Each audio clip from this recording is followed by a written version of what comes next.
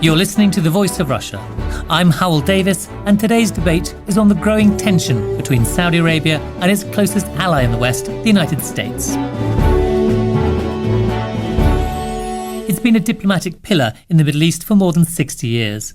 The relationship between the United States and Saudi Arabia is in some ways an unlikely one. But the Arab countries' need for security and the American desire for oil has cemented relations between them for decades. So it was all the more surprising when the influential Saudi intelligence chief, Prince Bandar bin Sultan, said the kingdom was poised for a major shift in relations with Washington. He cited concerns over the Obama administration's policies towards Syria and Iran as the key reasons for such a change. This follows Saudi Arabia's decision to turn down a place on the UN Security Council, despite extensive lobbying for the position over the previous 3 years. So is the kingdom turning in on itself, angered by the apparent successes of its Shia neighbours, or is this just a temporary spat with its leading ally, similar to several others in the past? Joining me now is Chris Doyle, Director of the Council for Arab-British Understanding, Nahad Ismail, a London-based writer and broadcaster specialising in Middle Eastern affairs, and Charlie Wolf, an American political commentator based here in the UK. If I might start with you, Chris, is this going to be a major shift in relations between the two countries? Can we take Prince Bandar's comments at face value? This is the big question, but the trouble is, with Saudi decision-making, one's never really quite sure who's calling the shots here. Is it Prince Bandar, the head of intelligence, or has it gone up to the king who has made this decision? But it's certainly clear, and we saw this at the United Nations first when the Saudi foreign minister decided not to make a speech at the United Nations General Assembly, and also not even to circulate this speech. And then this extraordinary decision not to take up its seat at the Security Council, which is really unprecedented. Saudi Arabia had been lobbying for this, it won a lot of votes, and then at the last minute pulled out. And it made it very clear that this was directed at the United States. The issue here is this short term? Well, there are certainly disagreements over Iran, over Syria, and Egypt. But also underlying this, it really is a question of America's role in the world. Is it going to be isolationist? Is it going to be pulling back from the Middle East? Remember that Obama very much talked about pivoting to Asia.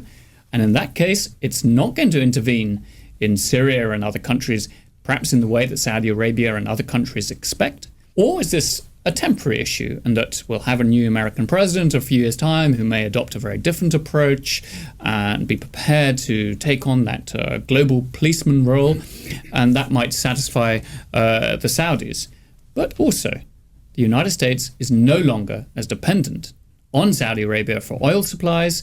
It certainly had some issues with the Saudis in the past. It's never been a perfectly happy marriage. Let's remember the 1973 oil boom, oil crisis. There were issues about the sale of planes to Saudi Arabia in the 1980s under Ronald Reagan. The Israelis objected, so they didn't sell F-15s.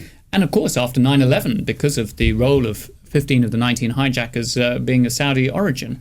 My suspicion, though, at the end of this, is the Saudis who need the Americans more. It's the Saudis who need security. They're concerned about Iran. They're concerned about its place in the region. And it's only the Americans who can really provide that degree of safety, who'd likely to militarily intervene to protect Saudi in the event of any conflict. And ultimately, the Saudis will be the bigger loser in this. Yeah, the Saudis need the Americans more than the Americans need the Saudis in a way. Well, they both need each other. The relationship goes back to 1945 when Roosevelt met King Abdulaziz, and they considered that their relationship would be a special one. There were some hiccups. 1973 oil embargo. In 11th of September 2011, the image of Saudi Arabia in America was damaged. Most of the attackers in 9/11, of course, were Saudi. Yes. Yeah. But the relationship remained strong. Let's remember that after the embargo and the quadrupling of oil prices in 73, during the Iraq-Iran war, Saudi Arabia filled the gap, did its best to satisfy Americans' oil needs. Despite September the 11th, Saudi Arabia also started a war against terrorism, which pleased the Americans. There have been so much cooperation in the intelligence field. Now the Saudis feel, at the moment, President Obama has let them down. He's perceived as weak, dithering, retreating, saying something and not doing something else.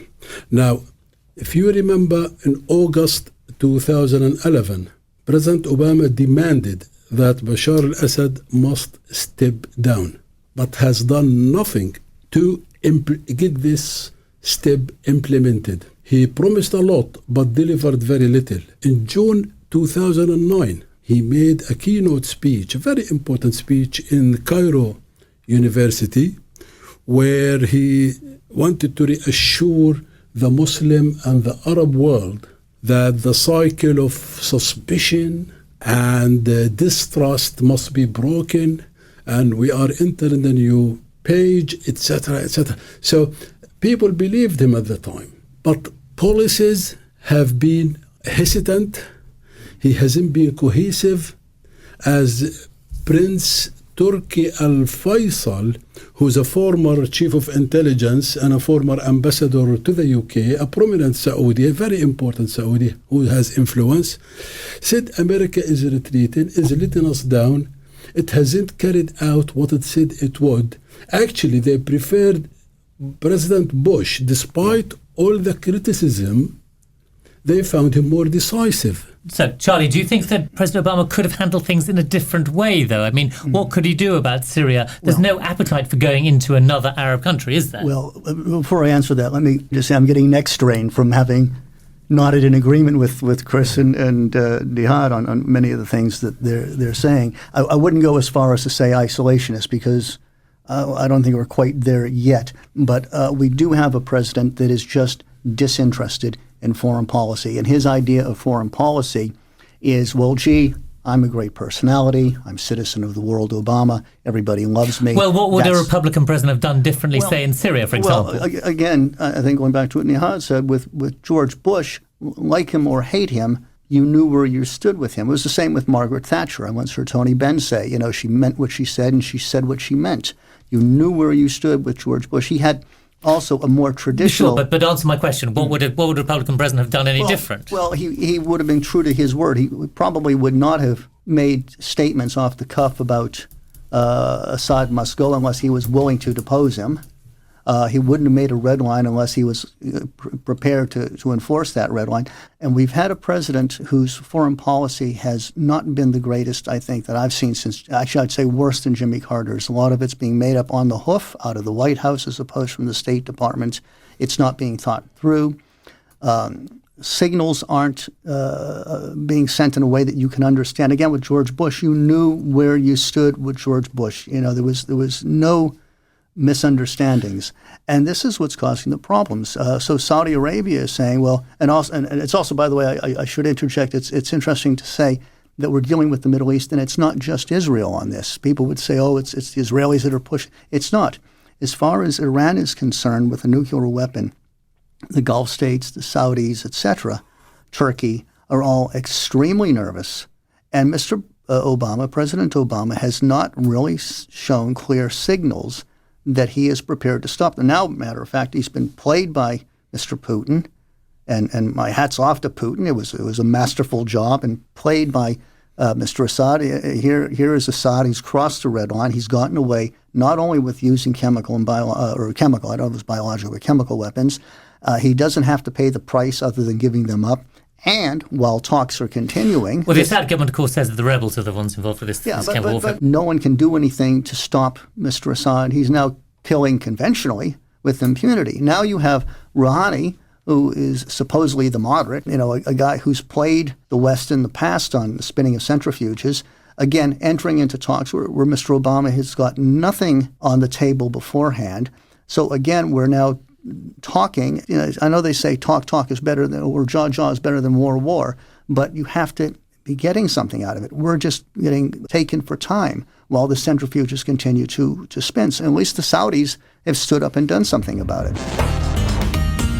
You're listening to The Voice of Russia. I'm Howell Davis, and today's debate is on the growing rift between Saudi Arabia and its closest ally in the West, the United States. Joining me in the studio is Chris Doyle, Director of the Council for Arab-British Understanding, Nahad Ismail, a London-based broadcaster and a specialist in Middle Eastern affairs, and Charlie Wolf, an American political commentator based here in the UK. Chris, what Charlie's saying is that the Americans have failed to put across the right signals. I think that's true. I think it's very difficult to see exactly where President Obama is going with the Middle East. I think there is a lack of certainty about it. But I would say that he has read American public opinion on this, that they are deeply opposed to getting involved militarily and so forth.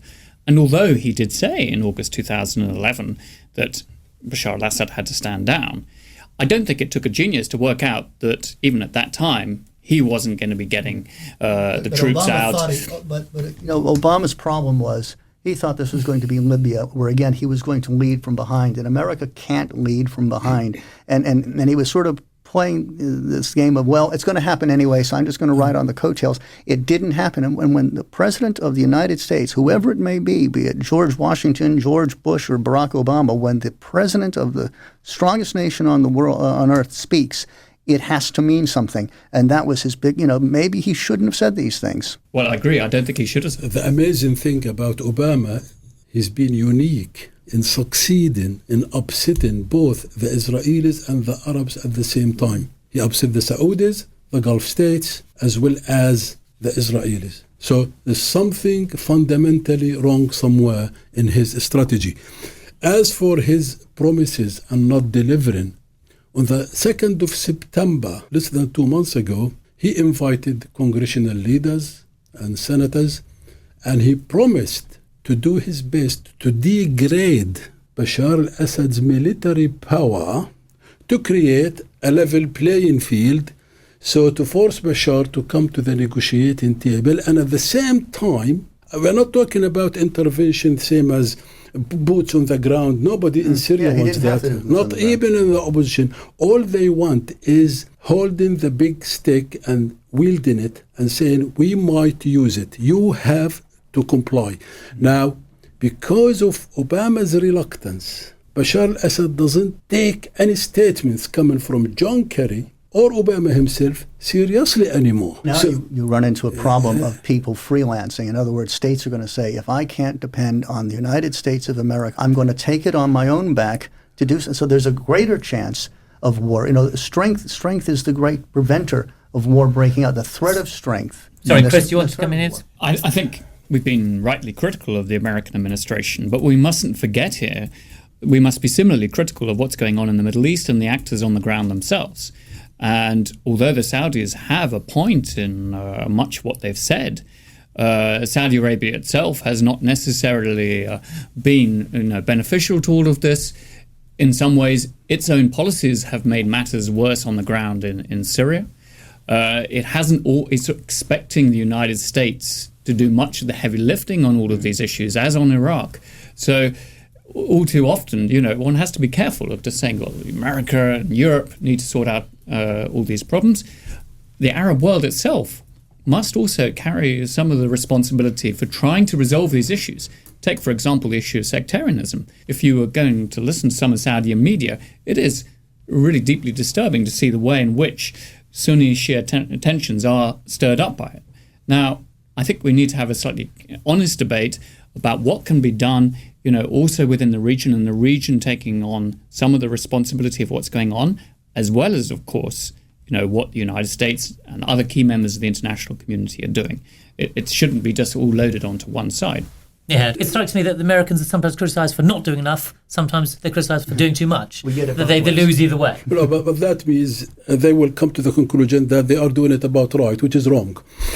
On the Iranian issue, for example, the nuclear issue, Iran has been skillful since 2004 in dragging the West along, promising to have talks and give us incentives, and we allow you to do this and that, and they won't. Now, the latest overtures by Hassan Rouhani to Obama is, no, we are reasonable, we want to cooperate. But already we know they have put red lines. Though they accepted rigorous inspection of their nuclear facilities, they said, we don't accept unannounced and unplanned visits by the inspectors. Also, Firodo Research Facility. But the negotiations is are still going Erdogan. ahead, aren't they? It's very hard to judge a possible deal now when negotiations are still going on. Fundamentally, on the Syrian issue, does Obama want Iran and Hezbollah to call the shots? Does he want them to control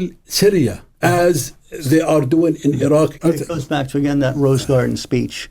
I am prepared to attack. I mean, literally, the ships are at sea. Oh, but I'm punting to Congress. What sort of leadership? This was a total political move of trying to get out of a bind, and that sends messages. It sends messages to our allies that we're either scared or we're hesitant, and it sends Or worse that we're messages. willing to let diplomacy work, get to compromise. You can't be, as an old Australian boss of mine said, you can't be a BS artist. I'm cleaning it up just a little here. Everyone knew this was a political punt, and he was hoping it would get caught in the long grass with the Congress. Meanwhile, Hezbollah, Iran, Islamic Jihad, other players in the region are all sitting there thinking, we can do what we want now, because America is not going to. And this is what, in essence, led up to 9/11. All of the responses, even going back as far as Reagan and the attack on the base in Lebanon, going to the attacks on our embassies and the USS Cole, got very minor responses.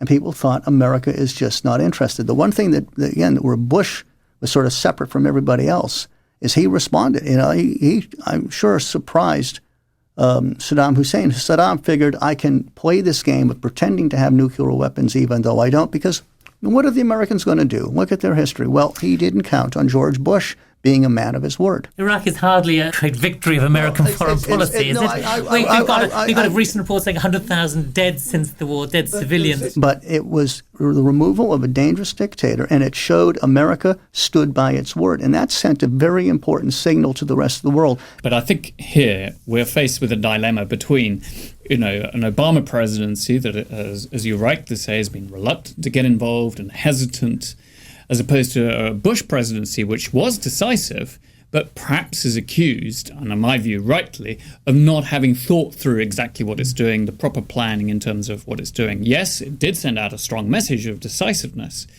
but not all it did necessarily had a positive impact, the occupation of Iraq and so forth. Now, what we need is somewhere in the middle, where the United States has a clear strategy. It sets out exactly on what terms it might get involved in the region, stronger way militarily, but, where are its red lines and sticks by them. But if it is going to get involved, then yes, it does have responsibilities afterwards. That's the problem. I'm not saying America should take the stance of bomb them all. The first course of action is, well, we're going to go in and bomb you. But if you're going to make a statement as the President of the United States and say Assad must go, or even worse, you say, this is a red line. This is. I don't know how many of you around the table are parents. This is a parenting issue. This is how you deal with. I deal with an 8-year-old. If I say something, it has to mean it, or it'll in the future. It was a crazy red line in the first place. For as you said, I think when Obama set this red line on chemical weapons, he just did not believe it was ever going to come to that. It was a red line that was never really going to have to be looked at. And Assad said, "I'm going to test you." And eventually he tested him. And the whole way through the Syria crisis, the Assad regime ramped up the violence and waited to see what the reaction was and did more. So we started with tanks and mortars. We then come on to aircraft. Now it's even worse because, as I said before, not to repeat, but now we're in a position where he's played it to where, okay, he's giving up his chemical weapons and talks are going on, and he's now killing with impunity, conventionally. The chemical weapons have actually saved Bashar al-Assad and his regime. Yeah. So he was right, in a sense, to protect himself by using it. He is justified. If you want to be a Machiavellian in your views, he did the right thing. Use a weapon. The world goes up in arms, and they say, you must get rid of these weapons. This is a small price to pay for the regime to survive. Because whilst he's getting rid of the chemical weapons, conventional weapons are killing tens of thousands of Syrians. But back to the Iraqi point, which is relevant to Syria, which is in the final analysis, the Saudis don't want Iran to be the main beneficiary of the Syrian situation as happened in Iraq. In Iraq, the main beneficiary and the single beneficiary has been Iran. Do you think perhaps the Saudi Arabians are putting too much emphasis on America's role in the region? The idea that America can change circumstances, will be able to sort of keep Iran under control and sort out Syria. The idea seems to be the Saudis seem to think that America is responsible for all this. Well, since the collapse of the Soviet Union, America has been the sole major power in the world. But that role is now changing, surely. That role is now changing. Now you have the rise of other powers like China. That presents a very scary situation as well, because then who does Saudi turn to? They're not going to turn, obviously, to the Israelis, other than maybe covertly. Do they then turn with respect to the Russians?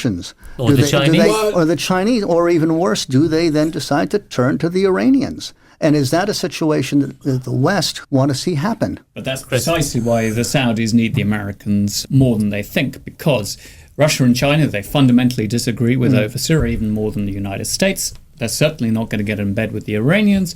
When they look around the world, maybe the Europeans, but really they're not. I think this goes they're back even to, more, against intervening than the Americans. I think this goes back to the question I think you originally posed at the top of the program as to how long this is. Is this the end of the relationship? I don't think it is the end of the relationship, because yes, Saudi needs America, but what they're doing is they're sending, as to use a term of Mr. Obama's, a shot across the bow of saying we're unhappy, and not just unhappy, we're very unhappy, to the point where we're going to make this sort of a statement. You're listening to The Voice of Russia.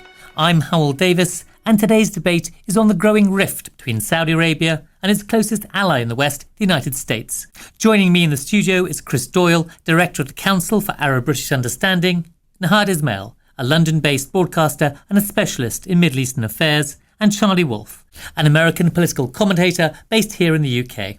Apart from the strategic alliance, there are major American companies operating in Saudi Arabia, operating in the oil industry, huge construction contracts. A few weeks ago, the latest arms deal, they said $7 billion. To the UAE as well. $7 billion to Saudi Arabia. To American companies from Saudi Arabia. So both sides need each other. What they are trying to say to Obama, for God's sake, be more decisive. Don't use rhetoric and irresponsible statements, you'll do this or do that. At least wave the big stick. They used to say that Roosevelt had talk softly, carry a big stick. Yes, carry a big stick. Yeah, talk softly, but carry a big stick. And you need to show the Syrians that they can't get away with murder indefinitely. At some point, the world has to move to stop the massacres.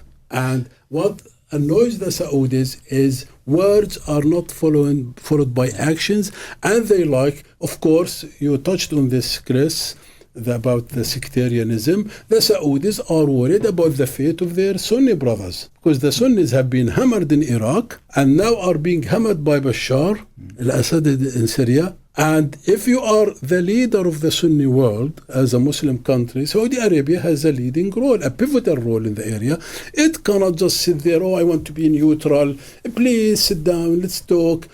Bashar al-Assad, like Saddam before him, like Gaddafi before him, they don't believe in dialogue. Chris, you were trying to get in, I think, yes. I think here, looking forward, the Saudis also have to think, it's all very well to say, United States getting involved, but have we really seen a Saudi plan for Syria? Because it's like, America come in, sort it out, you get rid of the regime and all will be hunky-dory. Well, that is one of the things that really troubles a lot of people on the outside, because okay, you intervene in Syria, but it is a very complicated situation, all sorts of groups and so forth. Now we even have Al-Qaeda-related groups.